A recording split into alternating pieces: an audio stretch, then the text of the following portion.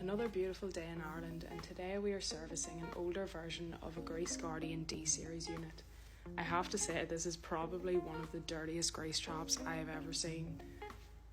So Tommy, our head engineer, is skimming the unit just to get all the remaining grease out of there and into the collection container.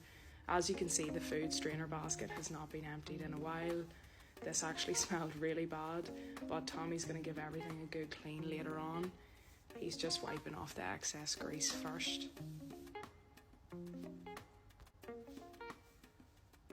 Just to make sure that the pipe into the collection container isn't clogged, he twists some blue roll and feeds it down into the pipe just to push any blockages through.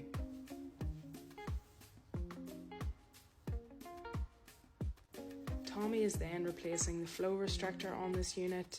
It definitely needed changing, it was in a really bad way. Look at that.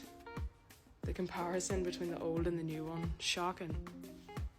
Now it's time to scrub the grease and grime from the inside of this unit with some hot soapy water, steel wool and a sponge. It's looking better already if I'm honest.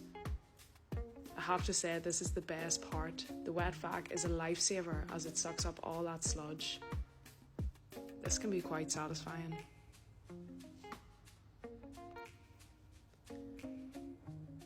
Tommy takes all of this to the sink for a good clean, starting with the lid of the unit, cleaning top and bottom with hot soapy water and a sponge. Then onto the wiper blade. If you have a Grease Guardian, this is something you should do to keep it running efficiently so that it never gets this bad. Now he's washing the food strainer basket with hot soapy water and rinsing that off. Same with the wiper blade.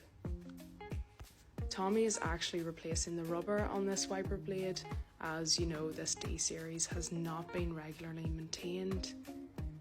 He's just securing those screws on. After that, the food basket and wiper blade can go back in. And already this looks so much cleaner. He's just doing a few more checks. And that is us done for another day.